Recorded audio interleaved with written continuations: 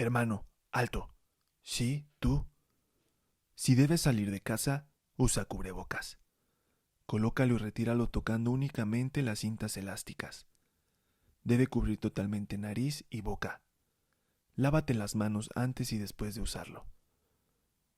Si lo has colocado en cabeza o cuello o alguna superficie o está humedecido, mejor usa uno nuevo. Hermano, si debes salir de casa, usa cubrebocas. Hermano, alto. Si debes salir de casa, mantén distancia con las demás personas. Guarda una distancia de por lo menos 2 metros. Así evitarás posibles contagios. Si quieres saludar, evita dar la mano y no te quites el cubrebocas. Por ahora solo podemos saludarnos de lejos. Hermano, si debes salir de casa, mantén distancia.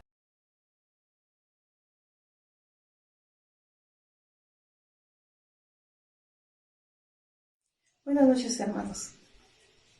Gracias a Dios por la oportunidad que nos da de podernos reunir virtualmente y poder honrar y glorificar a nuestro Dios.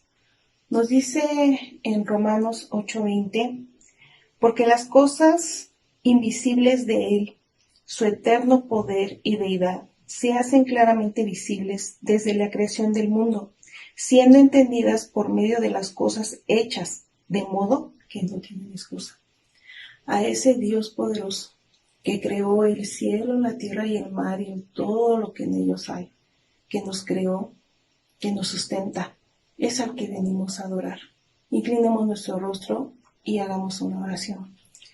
Bendito Dios, Padre misericordioso, te adoramos, Señor, y bendecimos tu santo nombre, Padre, porque solo tú eres digno, Señor, de honra, gloria y adoración. Señor, tú eres el único Dios poderoso, tú eres el único Dios creador, tú eres soberano, Señor, sobre todas las cosas, tú las sustentas, Señor, con tu poder, con tu palabra. Gracias, Señor, por la oportunidad que nos das de congregarnos, Señor, poder escuchar tu palabra, Padre. Gracias, Señor, porque te podemos glorificar libremente, Señor, y nos permites conocerte cada día más, Señor, con tu poder y tu deidad, Señor, porque solo tú eres santo. Señor, bendecimos tu nombre y esperamos, Señor, que te agrades con nuestra alabanza. Permítenos hacerla, Señor, con entendimiento, Padre. Gracias te damos por todo lo que has hecho, Señor. Gracias, Padre. En el nombre bendito de tu amado Hijo, Señor, recibe toda la gloria y toda la honra. Amén. Y así vamos a entonar el siguiente canto, glorificando al único Dios poderoso.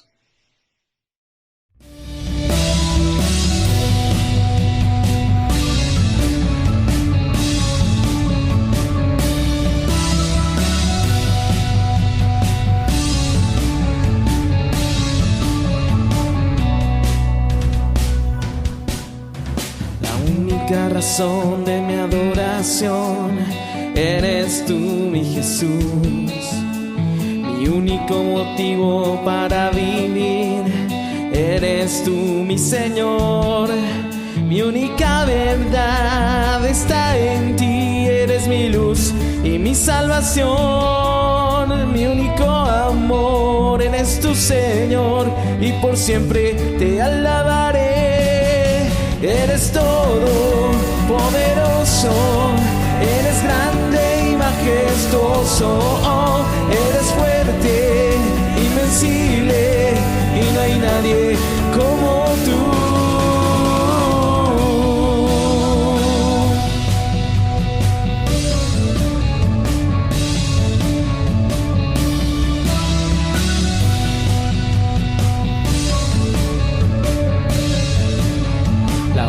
La razón de mi adoración eres tú, mi Jesús, mi único motivo para vivir. Eres tú, mi Señor, mi única verdad está en ti. Eres mi luz y mi salvación, mi único amor. Eres tu Señor y por siempre te alabaré.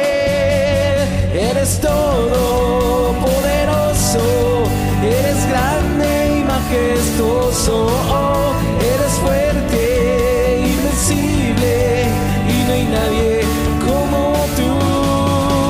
Eres todopoderoso, eres grande y majestuoso. Eres fuerte, invencible, y no hay nadie como tú. Eres todopoderoso, eres grande y majestuoso. Eres fuerte, invencible, y no hay nadie como tú. Tú eres todopoderoso, eres grande y majestuoso. Eres fuerte, invencible, y no hay nadie como tú.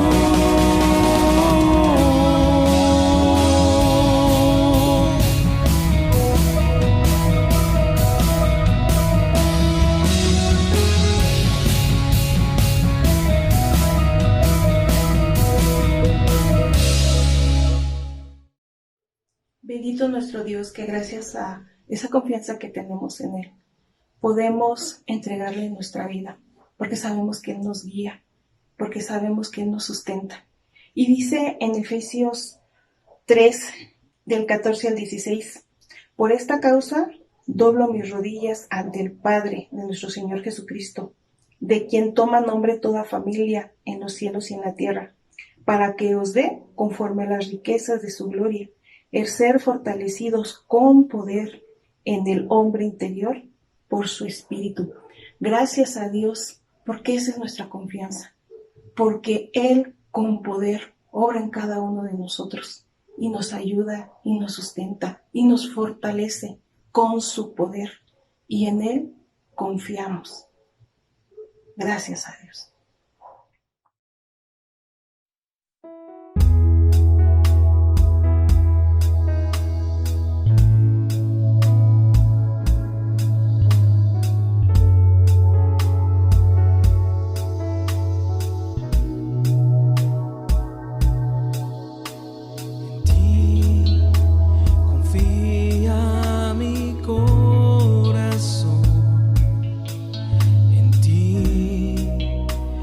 Reposa mi alma, mi ser, descansa en ti, puedo ser feliz. En ti confía mi corazón, en ti reposa mi alma,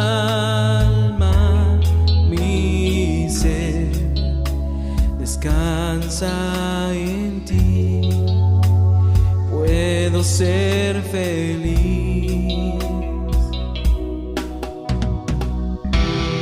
porque sé que estás obrando tu perfecta voluntad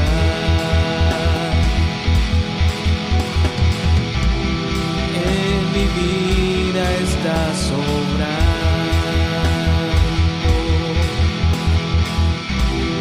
tu perfecta voluntad. En ti confía mi corazón, en ti reposa mi alma, mi ser, descansa en ti, puedo ser feliz,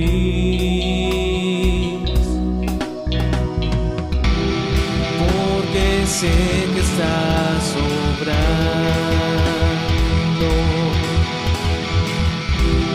tu perfecta voluntad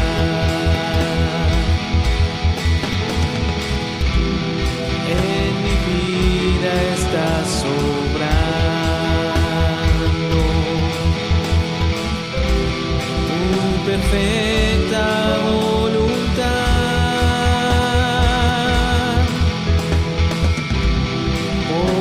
sé que estás sobrando.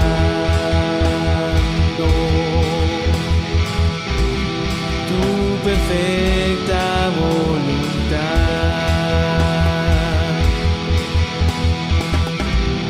en mi vida está sobrando.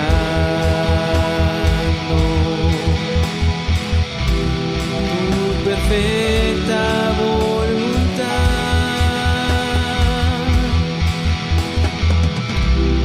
tu perfecta voluntad.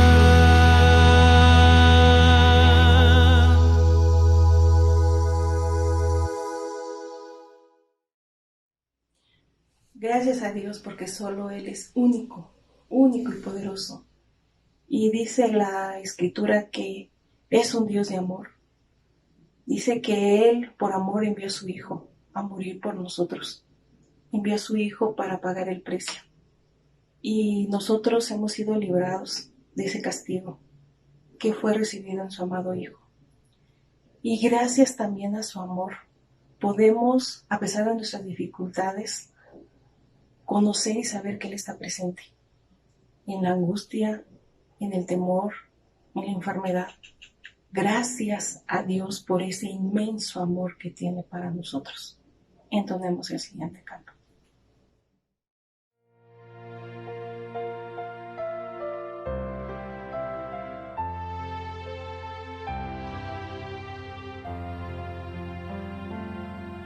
Oh amor que no me dejarás,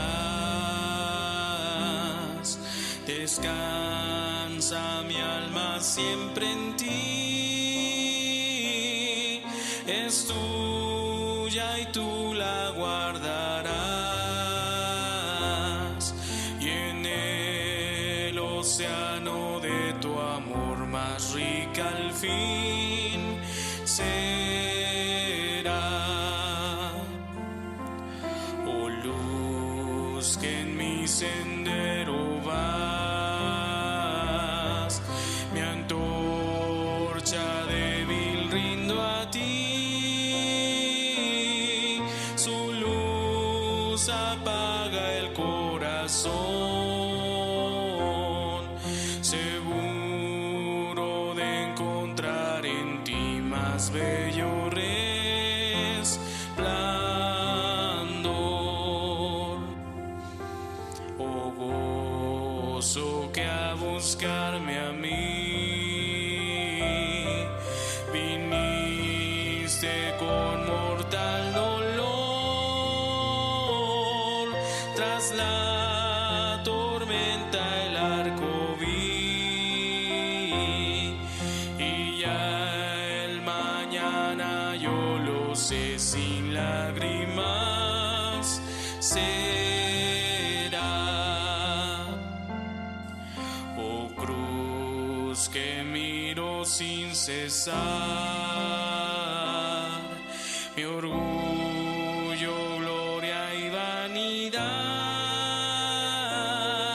al polvo dejo por allá, la vida que en su sangre dio Jesús mi Salvador.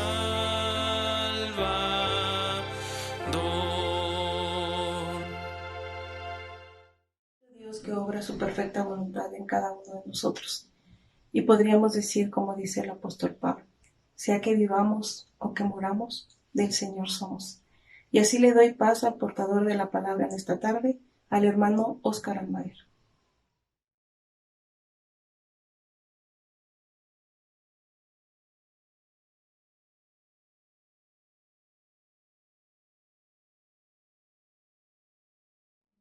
Muy buenas tardes, hermanos. Le damos gloria al Señor porque nos permite congregarnos virtualmente este día para ser edificados en la palabra de Dios. Admitimos, reconocemos y damos gracias al Señor que Él es soberano y que está en control de absolutamente todas las cosas. Y lo que Él tiene para nosotros, sin lugar a dudas, es algo bueno, hermanos. Les pido que por favor inclinemos nuestras cabezas, cerremos nuestros ojos y oremos. Padre, te damos las gracias en esta tarde, Dios, porque tú nos tienes en el bendito hueco de tus manos, Señor. A ti te damos la gloria por tus misericordias para con tu pueblo, Dios, y porque tú nos instruyes en tu sabiduría, en el temor de Dios. Háblanos por tu palabra, Señor. Te lo pedimos en el nombre de Cristo Jesús. Amén. Hermanos, les pido que por favor busquen en el libro de los Hechos de los Apóstoles, el capítulo 4, del versículo 23 al 31. Hechos 4, versículo 23 al 31. Dice la palabra de Dios: Y puestos en libertad, vinieron a los suyos y contaron todo lo que los principales sacerdotes y los ancianos les habían dicho. Y ellos, habiéndolo oído, alzaron unánimes la voz a Dios y dijeron: Soberano Señor, tú eres el Dios que hiciste el cielo y la tierra, el mar y todo lo que en ellos hay. Que por boca de David tu siervo dijiste: ¿Por qué se amotinan las gentes y los pueblos piensan cosas vanas? Se reunieron los reyes de la tierra y los príncipes se juntaron en uno contra el Señor y contra su Cristo, porque verdaderamente se unieron en esta ciudad contra tu santo Hijo Jesús, a quien ungiste, Herodes y Poncio Pilato, con los gentiles y el pueblo de Israel, para hacer cuanto tu mano y tu consejo habían antes determinado que sucediera. Y ahora, Señor, mira sus amenazas, y concede a tus siervos que con todo denuedo hablen tu palabra, mientras extiendes tu mano para que se hagan sanidades y señales y prodigios mediante el nombre de tu santo Hijo Jesús. Cuando hubieron orado, el lugar en que estaban congregados tembló, y todos fueron llenos del Espíritu Santo, y hablaban con denuedo la palabra de Dios. Dice el capítulo 1 de los Hechos de los Apóstoles que antes de que nuestro Señor Jesucristo ascendiera al cielo, le dijo a sus discípulos que no se fueran de Jerusalén hasta que recibieran el Espíritu Santo de la promesa, y que también recibirían poder de Dios para ser testigos de la resurrección de Jesucristo. Y así en el primer sermón evangelístico de Pedro le dijo a los judíos: a este Jesús, a quienes ustedes mataron, Dios le ha hecho Señor y Cristo. Y esta va a ser la proclamación de la iglesia primitiva: Jesús es Señor y Cristo. Tiempo después, dice el capítulo 3 y 4 de los Hechos de los Apóstoles, que Pedro y Juan fueron al templo de Jerusalén, y que entrando al templo encontraron a un paralítico pidiendo limosna. Y después de orar por él, el Señor Jesús le sanó. Y el que había sido paralítico entró junto con Pedro y Juan, brincando y dándole la gloria a Dios. Y este fue un hecho notorio para todo Jerusalén. Y cuando el Sanedrín se enteró de lo que había sucedido, llamó aparte a Pedro y Juan y les interrogó. Y les preguntaron: ¿con qué potestad o en qué nombre habéis hecho esto? Una pregunta muy parecida a la que le hicieron los escribas al Señor Jesús cuando entró a Jerusalén. Al Señor le preguntaron: ¿con qué autoridad haces estas cosas? ¿Y quién te dio esta autoridad? Y después de esto, el Sanedrín amenazó a los discípulos del Señor y les prohibió predicar el nombre de Cristo. Luego, cuando fueron liberados, los apóstoles fueron con la iglesia primitiva y les contaron lo que sucedió. Uno pensaría que con estas noticias la iglesia se hubiera desanimado, pero fue todo lo contrario, hermanos. De hecho, un anticipo de esta reacción la dio el propio apóstol Pedro cuando le dijo al Sanedrín: juzguen ustedes si es justo delante de Dios obedecer a los hombres antes que a Dios. Y lo que sucede en esa reunión, hermanos, son tres cosas. Número 1, la iglesia escucha atentamente lo que sucedió. Número 2, la iglesia interpreta los acontecimientos a la luz de la palabra de Dios y entienden que esto ya se había profetizado desde el Antiguo Testamento. Y número 3, después de interpretar el hecho a la luz de la palabra de Dios, buscan el rostro de Dios y le piden ayuda. Y hermanos, como nosotros ya leímos hace unos minutos, esta oración está saturada de la soberanía de Dios. De principio a fin nos habla de la soberanía del Señor. Por lo que en esta tarde vamos a ver 5 aspectos de la soberanía de Dios en el Evangelio de Jesucristo. El primer aspecto de la soberanía de Dios en el Evangelio es que Dios ha tenido este plan desde la eternidad. El soberano Dios, que es el poder superior, el ser superior del universo, que hizo absolutamente todas las cosas, tiene un plan desde la eternidad. Y en este plan están incluidas absolutamente todas las cosas creadas, tanto visibles como invisibles. Como dice Colosenses 1, todo fue creado por Cristo, en Cristo, para Cristo, todo es sustentado por el Señor, y todas estas cosas están incluidas dentro del plan de Dios. Es por esa razón que al principio de la oración, la Iglesia dice en el versículo 24, Soberano Señor, tú eres el Dios que hiciste el cielo y la tierra, el mar y todo lo que en ellos hay. Todo está dentro del plan de Dios. Si bien es cierto que dentro de este plan también están incluidos tanto el mal como el sufrimiento, Dios no es el culpable de estas cosas. Y aún así, todo esto, hermanos, está incluido en este plan con un solo objetivo, que todo sea para alabanza de la gloria de Dios. El segundo aspecto de la soberanía de Dios en el Evangelio de Jesucristo es que Dios ha determinado que esta salvación se efectúe por medio de Cristo. Dice el versículo 28 de Hechos 4, para hacer cuanto tu mano y tu consejo habían antes determinado que sucediera. Es decir, es el Cordero de Dios que quita el pecado del mundo y que fue predestinado desde antes de la fundación del mundo. A Dios le agradó que este plan de salvación, de acuerdo a su determinado consejo, se consumara en la cruz del Calvario. Es decir, que sin cruz no hay gracia salvadora.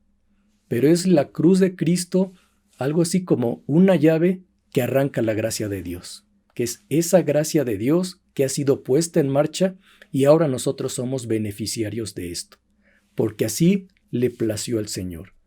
Y este fue un movimiento eterno que la humanidad jamás pudo comprenderla. No entendió esto que estaba haciendo Dios por medio de Cristo. Dice la primera carta a los Corintios, capítulo 1, versículos 18 al 25. Dice así la palabra de Dios. Porque la palabra de la cruz es locura para los que se pierden, pero a los que se salvan, esto es, a nosotros, es poder de Dios. Pues está escrito, destruiré la sabiduría de los sabios y desecharé el entendimiento de los entendidos. ¿Dónde está el sabio? ¿Dónde está el escriba? ¿Dónde está el disputador de este siglo? ¿No ha enloquecido Dios la sabiduría del mundo? Pues ya que en la sabiduría de Dios el mundo no conoció a Dios mediante la sabiduría, agradó a Dios salvar a los creyentes por la locura de la predicación, porque los judíos piden señales y los griegos buscan sabiduría, pero nosotros predicamos a Cristo crucificado. Para los judíos, ciertamente tropezadero, y para los gentiles, locura. Mas para los llamados, así judíos como griegos, Cristo, poder de Dios y sabiduría de Dios. Porque lo insensato de Dios es más sabio que los hombres, y lo débil de Dios es más fuerte que los hombres. Este era el escándalo para los judíos, hermanos. Ellos esperaban a un Cristo conquistador que destruyera a Roma, mientras que para los griegos esto era una completa locura, porque ellos se basaban en la razón. Recuerdan ustedes que en los Hechos de los Apóstoles dice que cuando Pablo fue a Atenas y predicó el Evangelio, todos comenzaron a reírse cuando comenzó a hablar de la resurrección de los muertos. Para los filósofos griegos esto era una completa locura. Pero lo que para ellos es locura, en realidad es la sabiduría de Dios. Y lo que para los judíos es debilidad, en realidad es el poder de Dios. Es Cristo Jesús. De manera que la iglesia de Cristo, cuando predica el Evangelio, no lo hace con humana sabiduría, sino con el poder de Dios y la sabiduría de Dios por medio del Espíritu Santo, para que se cumpla lo que dice Isaías 64. Cosa que ojo no vio, ni oído oyó, es lo que Dios ha preparado para los que le aman. O sea, lo que no era, es ahora. La iglesia de Cristo. La iglesia como una nueva creación. Y por la gracia de Dios, nosotros hemos alcanzado aquello que siempre buscaron tanto judíos como griegos, lo que anhelaban, pero no lo pudieron obtener. Es decir, nosotros tenemos sabiduría, justicia, santidad y redención, porque a Dios le plació soberanamente que esta salvación se efectuara por medio de su Hijo Jesucristo. El tercer aspecto de la soberanía de Dios en el Evangelio de Jesucristo es que Dios ha permitido que haya oposición a su plan de salvación. Es por eso que la iglesia primitiva cita el Salmo número 2. Pero noten ustedes esto, hermanos. La iglesia de Cristo en ningún momento le pide a Dios que quite o que anule la oposición del Sanedrín. No, porque la iglesia de Cristo sabe que esta es la voluntad de Dios. Dios ha permitido que haya oposición a su iglesia. Eso quiere decir, hermano, que si usted es acosado o sufre por vivir como cristiano, si usted sufre oposición cuando predica la palabra de Dios, pues entonces sepa que usted está dentro de la soberana voluntad de Dios. Así lo ha permitido el Señor. Y citan, como dije, el Salmo número 2. Ese salmo dice que los príncipes y las naciones se juntaron en contra de Dios y de su Cristo. ¿Sabe que Lucas 23 dice que antes del juicio de Cristo, Herodes, rey de Galilea, y Poncio Pilato, representante del poder de Roma, estaban enemistados? Pero fue gracias a la condena de Cristo y a su crucifixión que estos, que eran enemigos, después se hicieron los grandes amigos, porque se juntaron a una contra Dios y contra su Cristo. Pero también dice el Salmo número 2 que Dios se ríe de estas naciones, se ríe de los príncipes. Dice el versículo 3 y 4. El que mora en los cielos se reirá, el Señor se burlará de ellos, luego hablará a ellos en su furor y los turbará con su ira. Primero, Dios se ríe de ellos, de sus planes, pero después de esto Dios se burla de ellos, porque cuando las naciones festejaban que habían derrotado a Cristo crucificándolo, en realidad quien había ganado era Dios, y Dios se burla de las naciones. Cristo ganó, y luego de esto viene la ira de Dios. Pero antes de la ira de Dios, hermanos, está la paciencia del Señor. Es el tiempo que nosotros ahora estamos viviendo. Porque de nueva cuenta en este Salmo número 2, el versículo 11 y 12 dicen así: Servid a Jehová con temor y alegraos con temor. Honrad al Hijo para que no se enoje y perezcáis en el camino, pues se inflama de pronto su ira. Bienaventurados todos los que en él confían.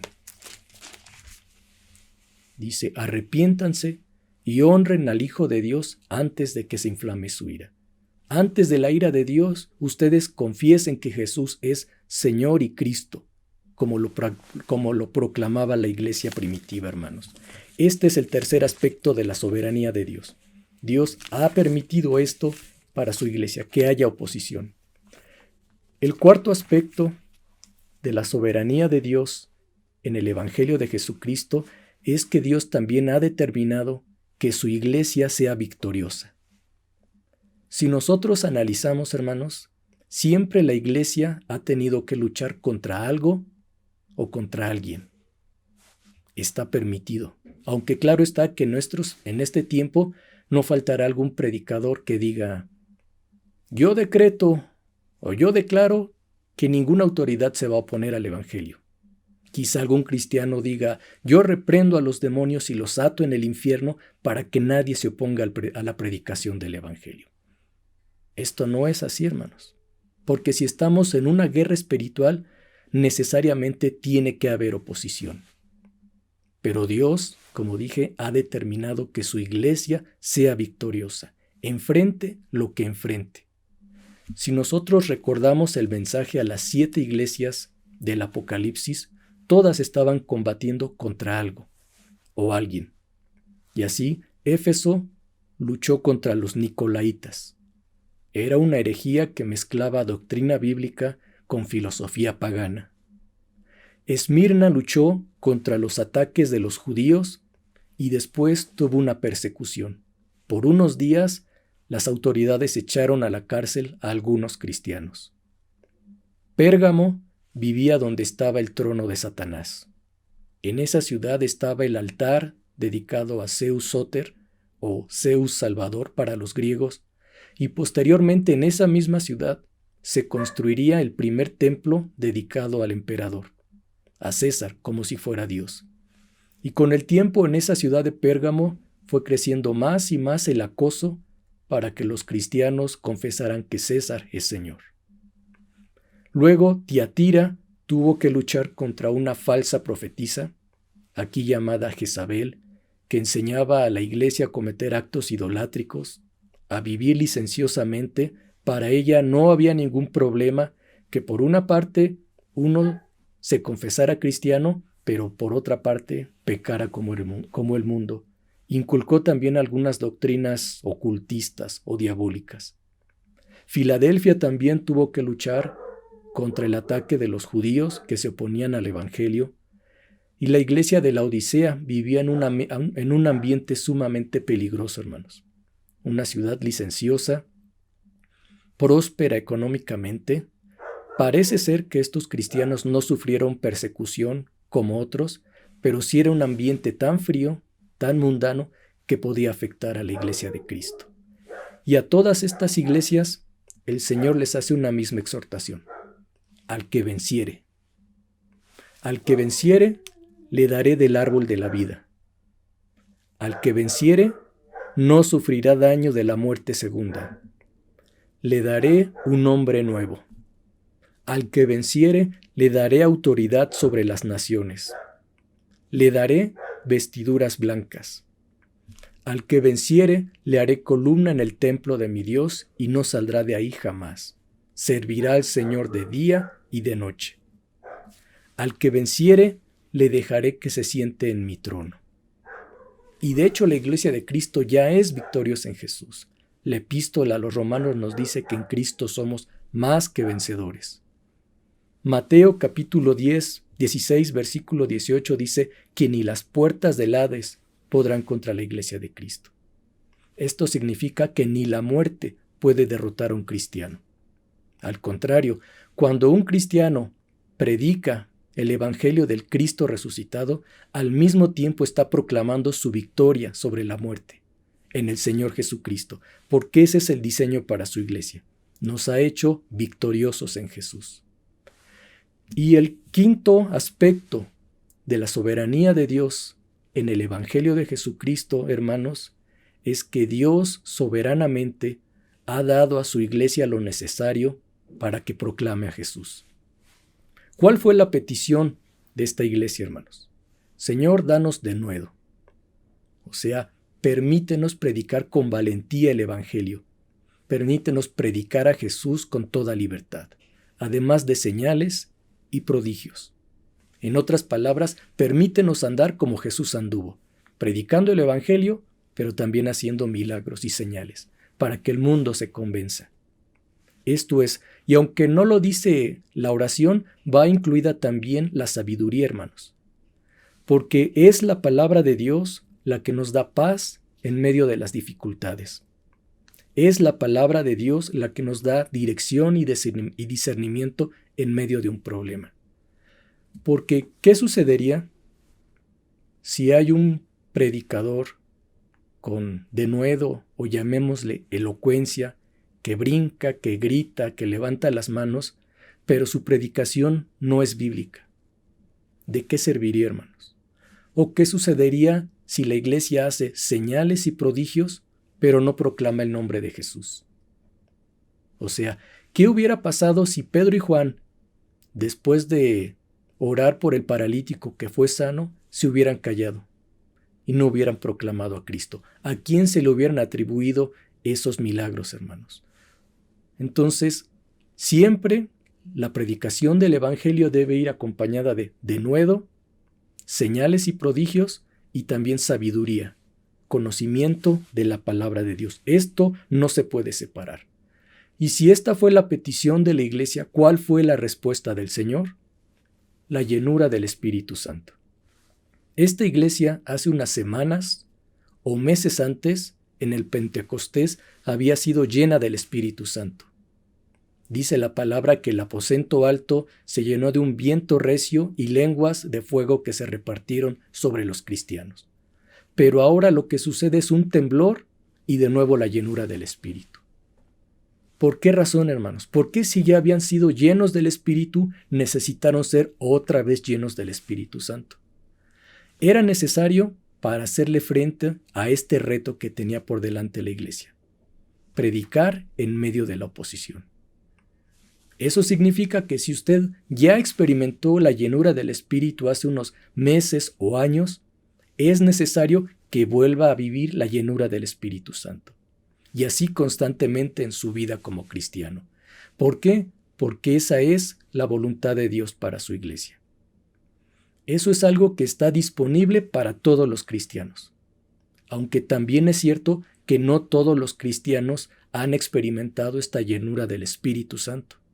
Y es probable que muchos hermanos que ya están en la presencia del Señor nunca vivieran esta llenura. Es necesario, hermanos, para estos tiempos. Porque cuando un cristiano está lleno del Espíritu Santo, comienza a reflejar el carácter de Jesucristo. Y ya no somos nosotros, sino Jesús en nosotros. Dice un pasaje bíblico muy conocido por nosotros, Gálatas capítulo 5, versículos 22 y 23. Dice la palabra de Dios: Mas el fruto del Espíritu es amor, gozo, paz, paciencia, benignidad, bondad, fe, mansedumbre, templanza. Contra tales cosas no hay ley.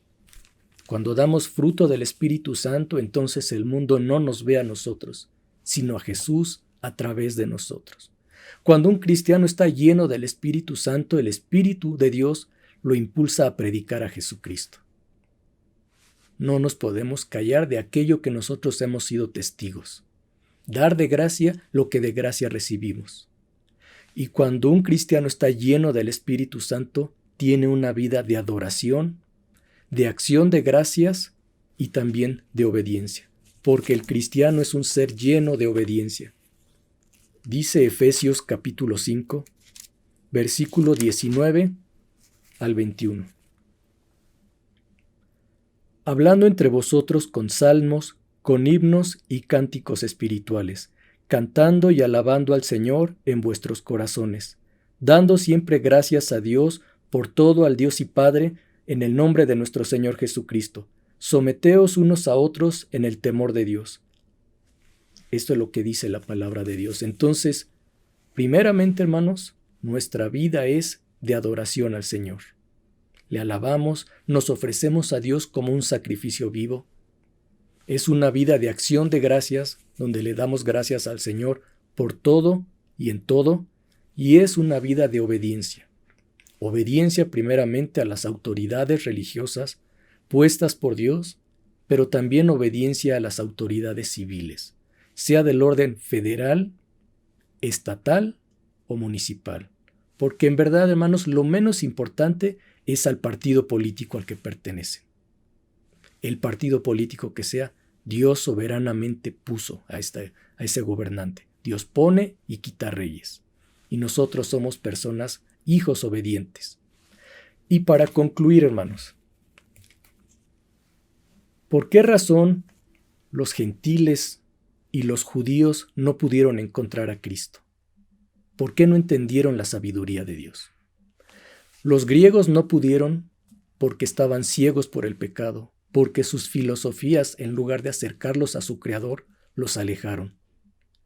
Porque los judíos estaban con un corazón endurecidos y cada vez que interpretaban las Escrituras no podían encontrar a Jesús ahí. El Señor le dijo a los escribas en el Evangelio de Juan: ustedes escudriñan las Escrituras porque les parece que en ellas está la vida eterna, y ellas son las que dan testimonio de mí, y no quieren venir a mí para que yo les dé vida eterna. Eso pasaba en el siglo I, hermanos. Pero lo que nosotros estamos viviendo en este tiempo no es muy diferente. Es prácticamente lo mismo. Estamos viviendo en una sociedad pluralista. Pluralista significa que en esta sociedad todas las religiones, todas las filosofías son aceptadas y son consideradas verdaderas. En teoría consideradas como verdaderas todas, pero la realidad es que se acepta como verdad todo menos el Evangelio de Cristo. El escritor cristiano y matemático John Lennox escribió lo siguiente. Él dijo: las corrientes del pluralismo y secularismo marginan cada vez más expresar la fe en Dios y la confinan, si es posible, a la esfera privada. La sociedad tolera la práctica de la fe cristiana solo como devoción privada y dentro de los templos, pues la consideran una amenaza progresiva para la estabilidad social. El Premio Nobel de Física del año 1979, Steven Weinberg, sugirió que la mejor contribución que los científicos podrían hacer a esta generación es eliminar la religión por completo. Él dijo lo siguiente: la religión es un insulto a la dignidad humana. Con o sin religión, siempre habrá gente buena haciendo cosas buenas y gente mala haciendo cosas malas. Pero para que la gente buena haga cosas malas, hace falta la religión. Entonces, como vemos, hermanos, todo este mundo, esta sociedad va rumbo a la final apostasía de la que nos habla la palabra de Dios. Es por eso que en este tiempo, como desafío de la iglesia, como desafío que se nos ha puesto a nosotros como iglesia, debemos ser llenos del Espíritu Santo, así como lo fue la iglesia del siglo I. Tenemos que ser llenos del Espíritu Santo, acercándonos al Señor, constantemente en oración, encontrando a Jesús en su palabra, viviendo una vida de santidad, de consagración, de obediencia y de servicio. Si lo hacemos, el Señor va a poner a nuestra disposición lo que necesitemos para proclamar que Jesús es Señor y Cristo, porque esa es la voluntad de Dios para su iglesia en este tiempo. Y para concluir, hermanos, les pido que por favor hagamos una oración pidiéndole la ayuda al Señor. Padre bendito y santo, en esta tarde nos acercamos delante de ti, reconociendo que los tiempos son peligrosos, Señor, pero también reconociendo tu soberanía y que tú tienes control de todas las cosas, que este plan es eterno, que lo que nosotros estamos viviendo ya lo sabías tú. Ayúdanos, Señor, y concédenos que tu iglesia sea llena del Espíritu Santo, para que con señales y prodigios proclamemos el nombre de Jesús en toda sabiduría del Espíritu Santo por tu palabra, Señor, y que puedan ver a Jesús en nosotros. Ayúdanos, Señor, pues ciertamente los tiempos son peligrosos. Te lo pedimos en el nombre santo de tu Hijo Jesús. Amén. Busquemos al Señor, hermanos, y que el Señor les bendiga.